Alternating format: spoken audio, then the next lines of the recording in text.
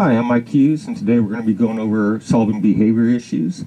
This is Mackie. Mackie's a 24-year-old Arab, and he's been retired for 2 or 3 years now. And when I first came out here, this would be my 5th lesson with him. So when I first came out here, he did a buck going into the canter and cantering. He did hold his head up high, and he also rooted his nose. So we're going to go over continuing solving those behavior issues today.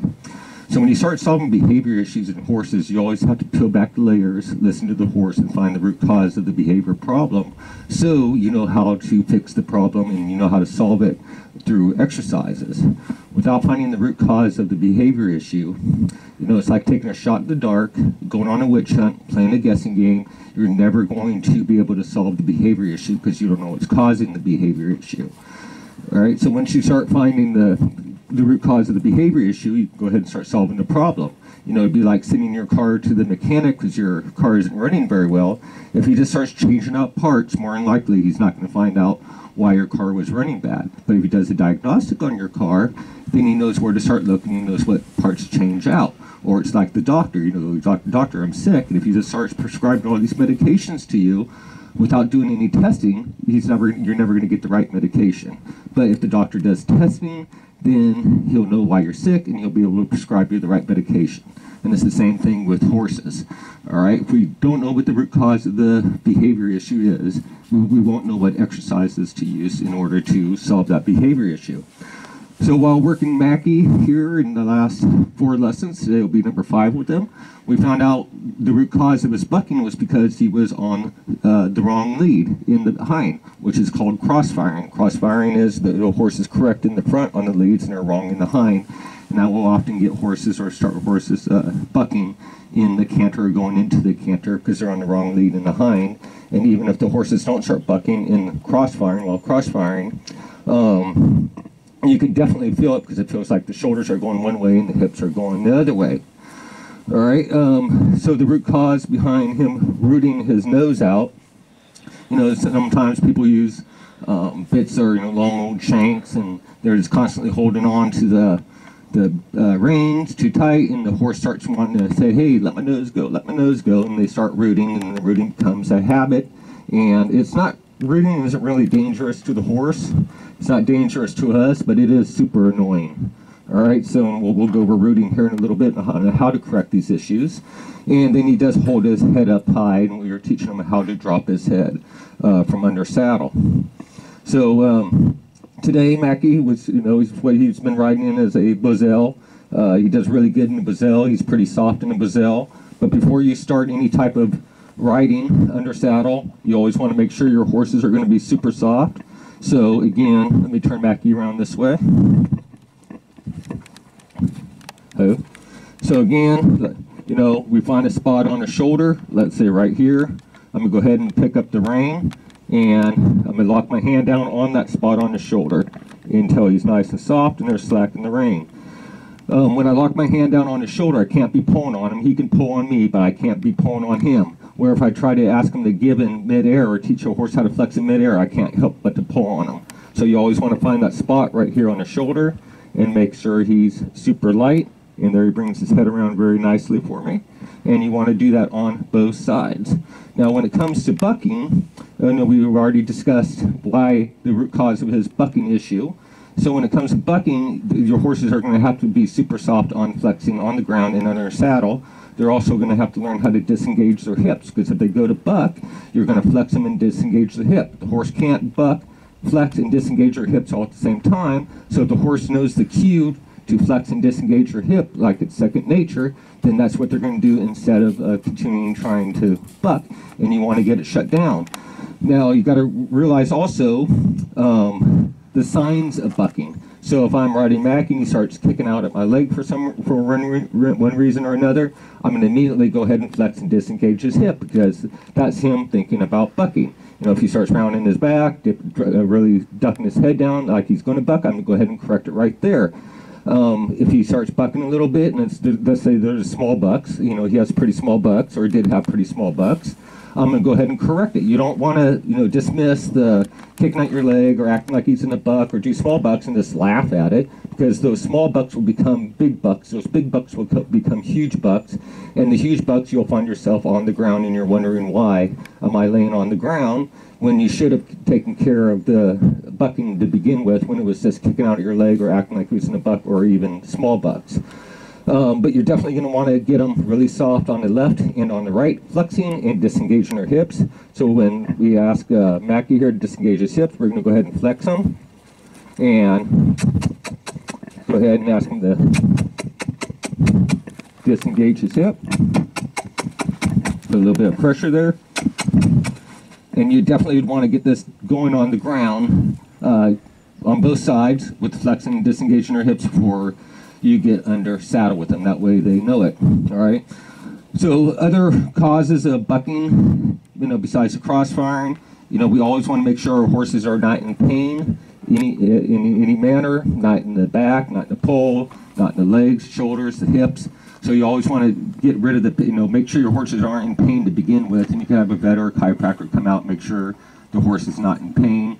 Other reasons, it could be a fear issue, it could be a bad start, it could be a lot of things, and like Mackie's case, it's cross-firing, going into the canter and in the canter.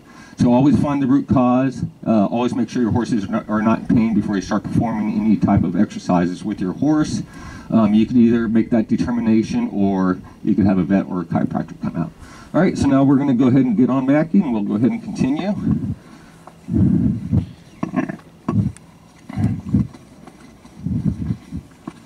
There we go.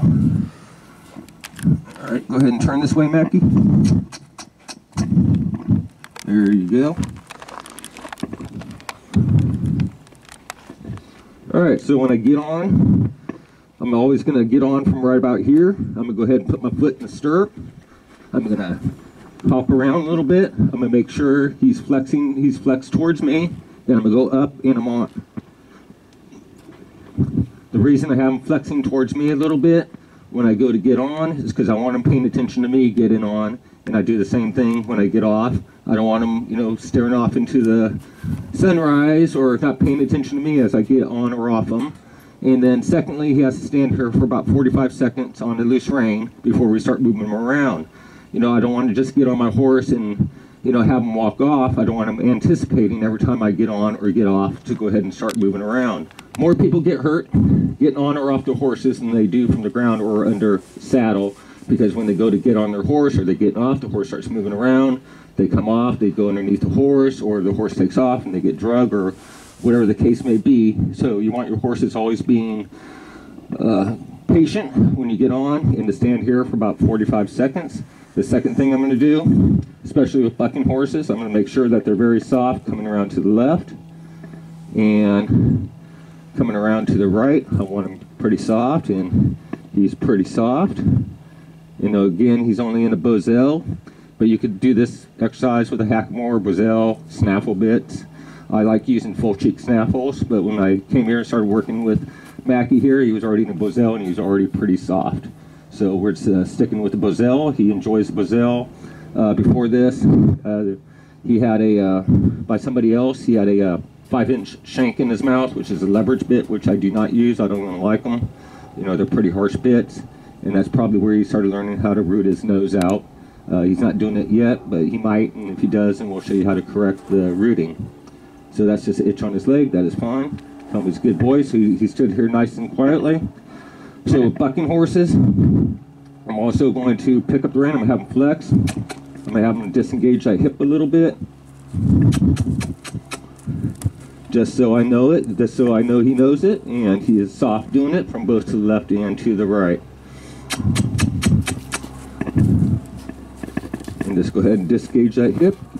Good boy. And then tell him he's a good boy. That's what you wanted him to do.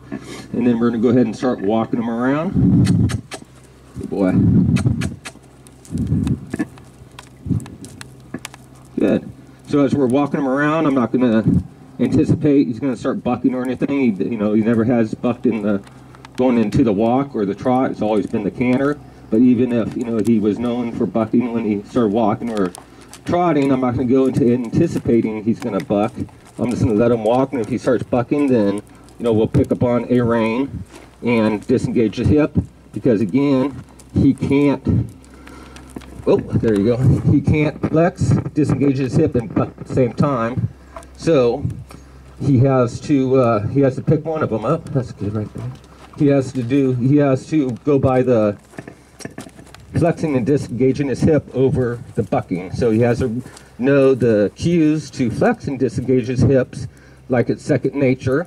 And second nature meaning, you know, if you drive a car and you're coming up on a stop sign, stoplight that's red, you know, second nature is you're going to start putting your foot on the brakes and start slowing down and come to a stop at the stoplight or the stop sign.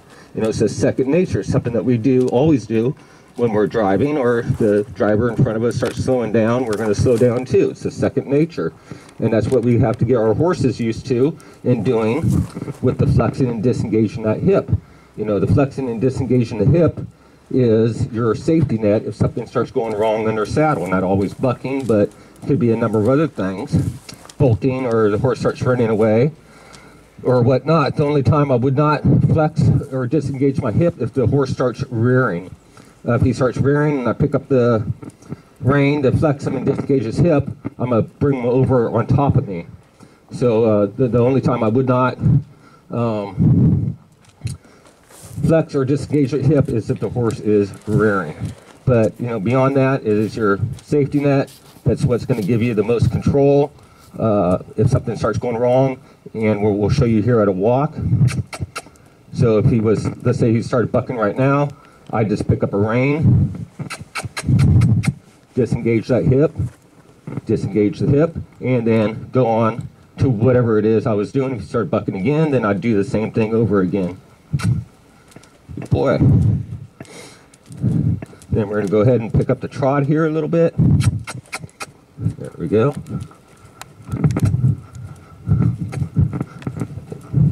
So this trot, someone will work with his head staying down. We'll go over that here in a little bit on teaching the horse how to drop their head. He was very high-headed in the beginning. There he wants to pick up his head a little bit. And we're going to have very soft rein on him.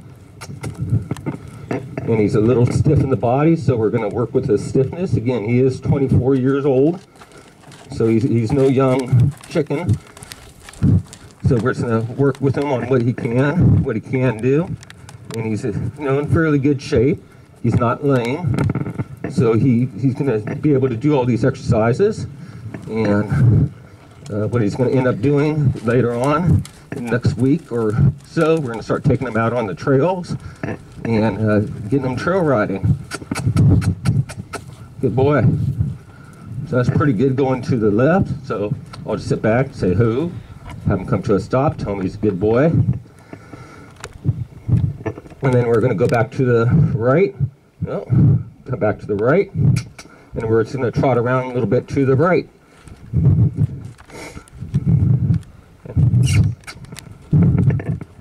Good boy. So as we're trotting to the right, we're going to work with him being a little bit more supple and soft in the body. Having him bend a little bit in the body, and he's doing pretty good there. Having him keep his head down. That's pretty nice. Then we'll bring him back out to the center. And who? Good. And tell him he's a good boy. He has a really good stop on him. So before we start going into the canter here, we're going to build up to the canter. And when I think he's ready to pick up a lead and go into the canter, then we're only going to have him go a couple steps, strides in the canter, and then we'll bring him right back to trot. So maybe 1 or 2, 3 strides in the canter, then bring him back to trot and keep building him up from there, because we already determined that the root cause of his bucking was cross-firing. So we're going to want to set him up for the correct lead. We're soft going to the left, so we're going to want to start off with the correct lead. So the best way to correct cross-firing is by teaching your horse how to do a haunches in. So we're going to do a haunches in to the left here, and you can see the horse bring his haunches in. And when he brings his haunches in and he goes into the canter, he'll be correct in the front and in the hind on his leads. And here we go again. We're just doing it at a trot And then eventually I want to teach on both sides, and here I'm going to do a haunches in to the left, then I'm going to switch doing a haunches in to the right, so he knows both directions. Then when it comes to picking up the lead, I just bring my right leg back, my outside leg back, and ask him to pick up the correct lead. And that's about as easy as it gets, but that's a whole nother video that we would need to do. But to correct the cross firing for the bucking, you'd want to teach your horse how to do the haunches in. And before we do that, we're going to want to, make sure he's going to be nice and soft in the trot with the flexing and disengaging his hips. So we're going to go ahead and do that now. Yeah. So we're going to have him go here, and then that's pretty good right there. So I'm just going to pick up on a rein and flex him and disengage his hip.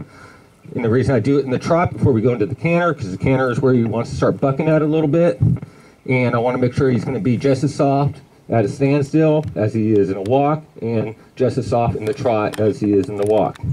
All right, so we're going to start up there. There is a little bit of a root right there. So he rooted his nose out. You can see where he pushed his nose out a little bit. So what I'm going to do is I'm just going to flex him. Before I release him, he's got to be quiet with his head, which he is, and he's got to be soft on the rein, which means there's a little bit of slack in the rein. As soon as there is, then I'll go ahead and release him. I'll let him sit here a little bit. It wasn't a big root, but he still pushed his nose out a little bit, and that's one of the things that we're going to talk about here in a little bit is the rooting of his nose. And he did a little bit, so now he's not doing it. The first couple of times with Mackie here, the first 2 training sessions was quite the battle with him. He had his own mindset, and this is what I'm doing, and he really didn't care about what I wanted. But we made it through it. And the last 2 lessons with him were absolutely outstanding. It was really, really, really great. And when the first 2, we just kept correcting them with having him flex and disengage his hip in the canter with the bucking. And then with his root in his nose, we'll do it to this side. Nope, there was a little bit of a root. So I'm going to go ahead and pick up the right rein and have him flex. And as soon as he's nice, quiet, and relaxed and calm, like he is right there, then I'm going to go ahead and let his nose go. So when it comes to behavior issues, we're always going to pick exercises that we want to do that's going to improve the horse's performance on the ground and under saddle.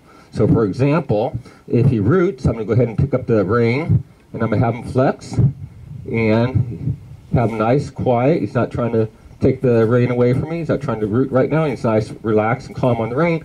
So all we're doing is, instead of rooting, flex and be quiet and, be soft.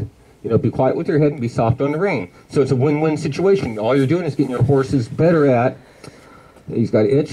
All you're doing is getting your horses better at flexing flexing in this case, getting them better at flexing and being nice and soft on the rein, and you're getting them out of rooting. So it's a win-win situation for everybody, for your horse and you. Okay, so now we're going to go ahead and work into the canter. So we're just going to see how this goes here.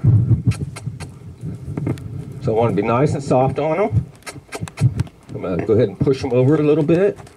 And I'm going to go ahead and ask him to pick up his trot a little bit. So.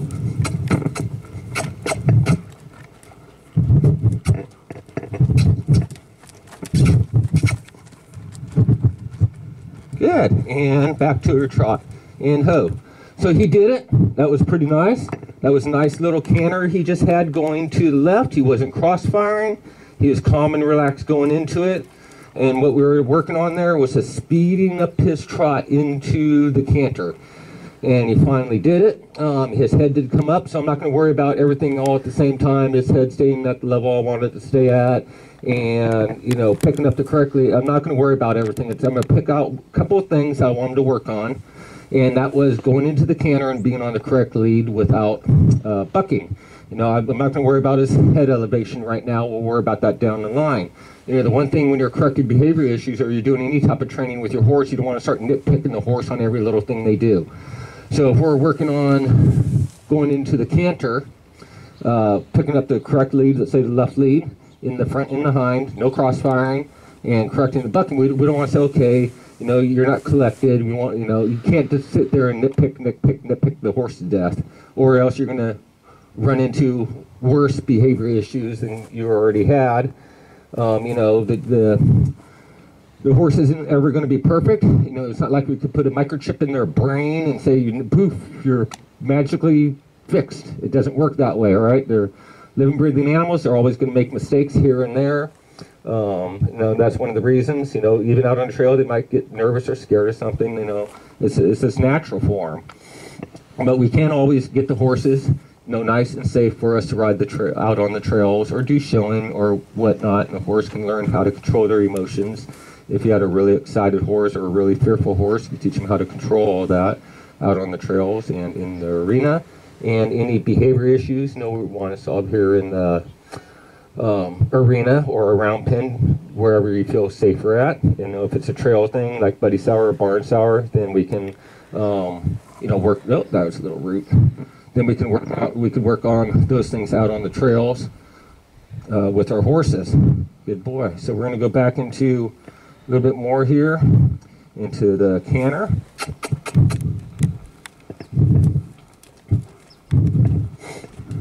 There we go. So I'm going to go ahead and ask him again.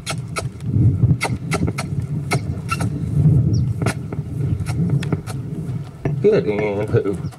And then we're going to go ahead and just stop him right there. I know his head is up, and he is swishing his tail pretty good. Again, you know, we talked about pre-steps in the bucking, and you're going to want to shut him down. The tail swishing, I'm not going to so much worry about right now because he's just swishing his tail. You know, it could be a sign of bucking, but it also could be a sign of irritation from my leg asking him to pick up the canter. So I'm kind of leave that one alone, but if it got any worse where he would like start trying to kick at my leg, definitely shut him down. If he really started rounding that back, ducking that head down, definitely flex him and disengage that hip. And for, you know, I don't care if this hind end right here even comes up off the ground in a bucking manner, even 2 inches, shut him down and flex him, disengage the hip, and then go back to whatever you were doing. You know, you have about 3 seconds to correct a behavior issue.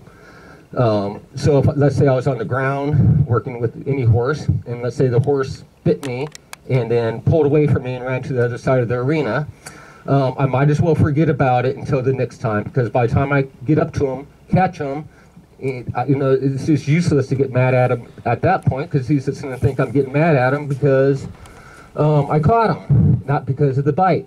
So you got about 3 seconds to correct the behavior issue. If you can't correct it within 3 seconds, you might as well go on until the horse, you know, does it again, whether it's biting or kicking or whatever the case may be. You know, just try to do it within 3 seconds, and always use a exercise that the horse can understand. And every lesson plan that we have for horses, whether it's solving a behavior issue, starting to unbroke horse under saddle, building confidence and trust in the rescue horses again, solving stall vices, you want to take all those lesson plans, you want to break them down into steps, and the steps need to be steps that the horse can understand in a calm, relaxed manner, and then you start building on those steps. If you try to start with your goal, then you're always going to start with a wreck, or if you start with steps that your horse can understand, then you're always going to succeed, and you'll be able to solve the behavior issue or start the unbroke horse under saddle, performance like side passing, stopping, getting that really pretty back on your horse, jogging, loping, western pleasure, reining, or whatever the case may be. You always have to break it down into steps that the horse can understand for each of your lesson plans. All right, so we're going to go ahead and work with Mackie here some more. So he's doing outstanding today. He's not trying to buck at all. He's on the correct lead, which is always nice.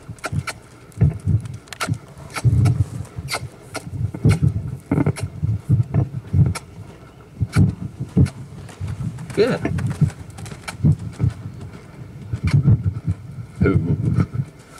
Good boy. So that felt pretty good. We went a little bit further that time than 2 or 3 strides, and he felt pretty good. You know, there's some other things, like I said, he's doing. Don't do that. There's other things that he's doing. He wants to hold his head up going into it a little bit, and he wants to swish his tail. I'm not going to worry about those things right now.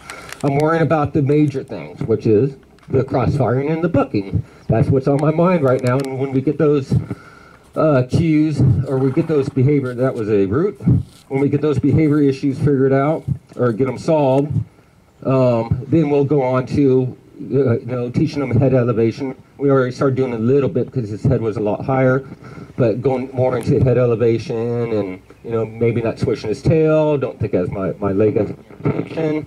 But he's not bucking today, and that's really good. So we're going to canter him one more time, then we'll go on to high-headed horses, which he does like holding his head up high. There you go. So here we go. We get them all right.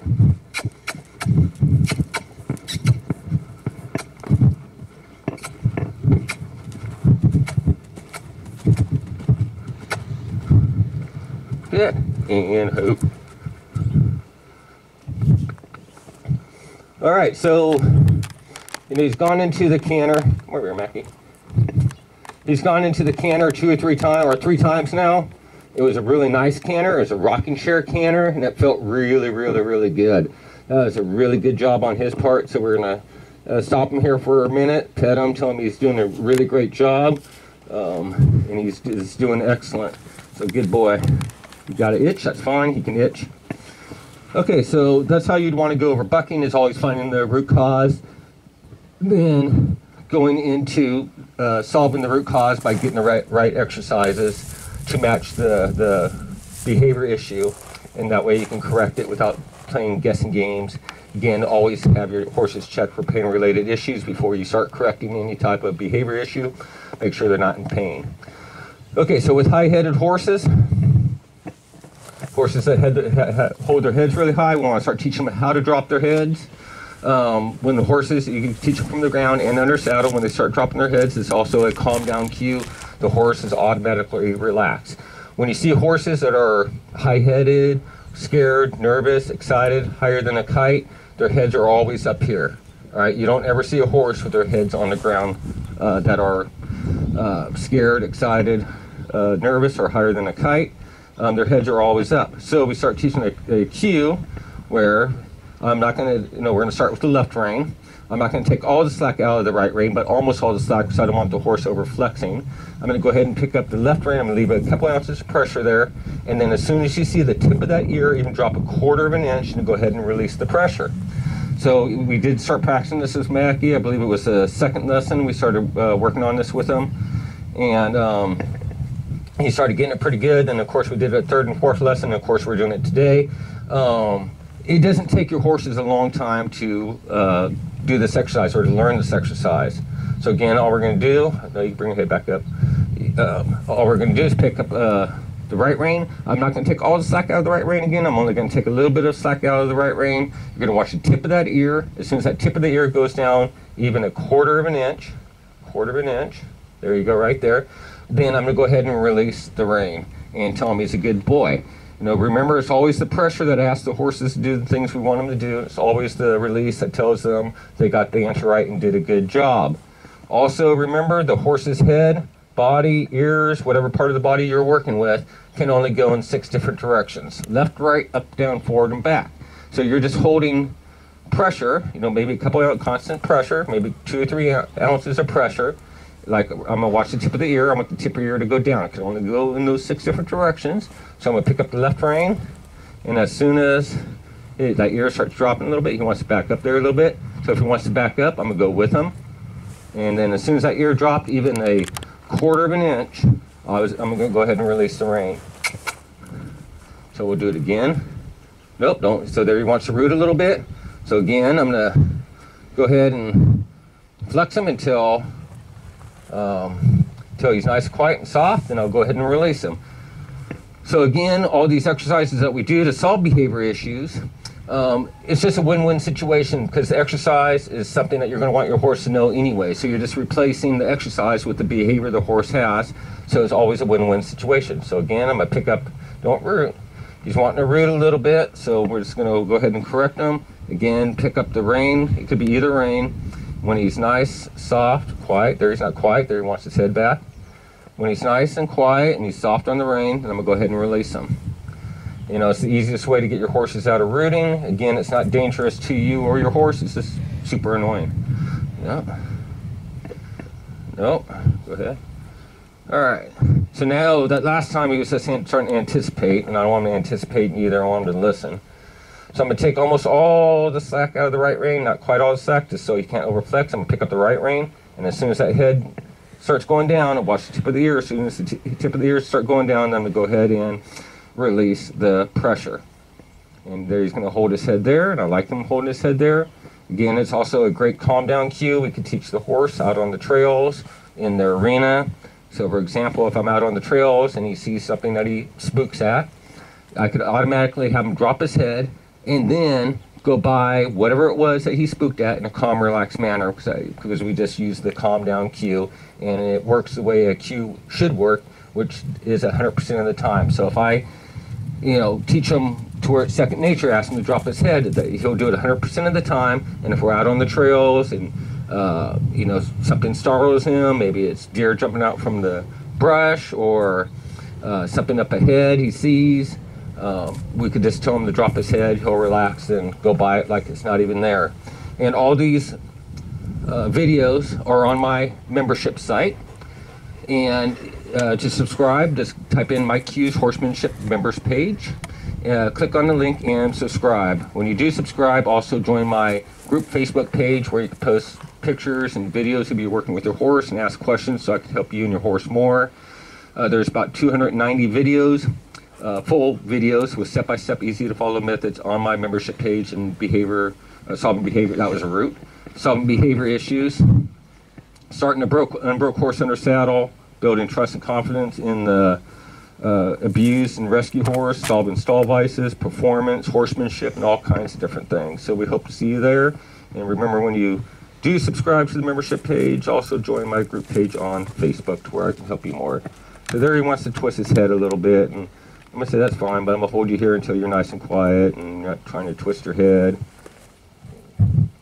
So we'll sit here and wait him out.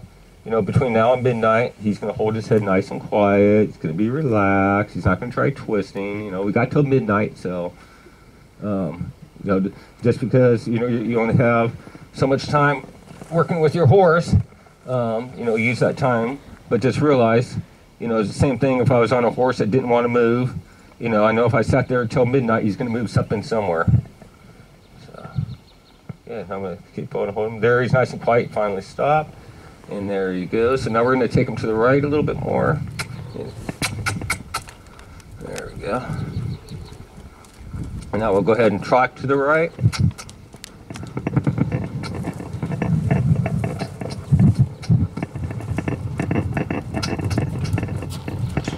Yeah. Good boy. Alright. Whoop. Okay, so continuing with the high-headed horses, going from a standstill, teach them how to drop their head. So the cue is going to be the same at a walk. I'm going to take we're going to start off to the left. I'm going to take walking. I'm going to go ahead and take almost all the slack out of the right rein. Not quite all the slack because I don't want him over-flexing going to the left. And then we'll ask him to go forward. There, his head is high, so I'm going to go ahead and put a little bit of pressure. And there, he dropped his head. So again, we're going to...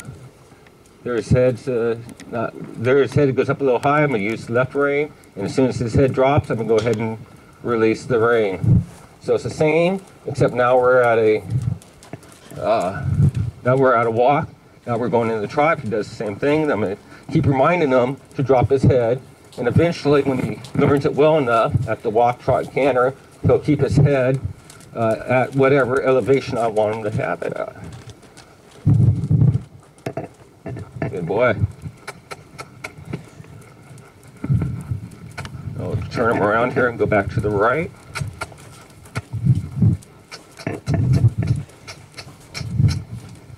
There we go.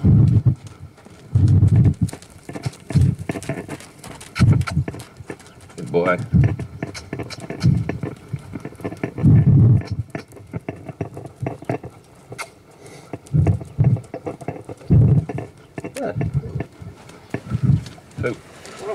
Alright, so that's pretty good. So, you can do it at a walk. You want to definitely teach it at a standstill first on the head down cue. Then you'll teach it at a walk, then a trot. He's not ready to really go into a canter and really doing his head. That's why I let him have his head up a little bit in the canter when he goes into it, because we're not going to sit here and nitpick him to death. Alright, so we, again, with any behavior issue, remember you got to peel back the layers. got to listen to the horse. You got to find the root cause of the problem. And when you find the root cause of the problem, then you'll know what exercises that you need to do with your horse in order to solve that problem. If you can't find the root cause, everything else is just a guessing game. It's a witch hunt. It's taking a shot in the dark. You're never going to be able to really solve the behavior issue until you find the root cause of the behavior issue. Other things that people like doing is they like making excuses up for horses, and surprisingly enough, I hear it from pretty well-known horse trainers in this area, where they say the horse is too old, he can't learn anything, or that's just the way the horse is, and then they'll make up 100 other excuses, and I don't understand why, but they do. But don't let somebody make excuses up for your horse. Your horse can learn anything in the world you want them to learn. They come out of any behavior issue you want them to come out of, including cribbing, wind sucking, weaving, and stall walking, which those full videos are all on my membership site. You can train them out of cribbing, wind sucking, weaving, and stall walking. I have the only training program for those vices to train your horses out of those or solve those behavior issues through training. And the program is called Crib Free, and it's done really well. A lot of people throughout the world have used it and have solved their horses' cribbing issues through training and not anti-cribbing devices. All right, so we hope you enjoyed the video. Be sure to join my membership page. All my previews are on my YouTube page and Facebook page. So we hope you're having a good time, and thank you for watching, and have a great time with your horses. Thank you.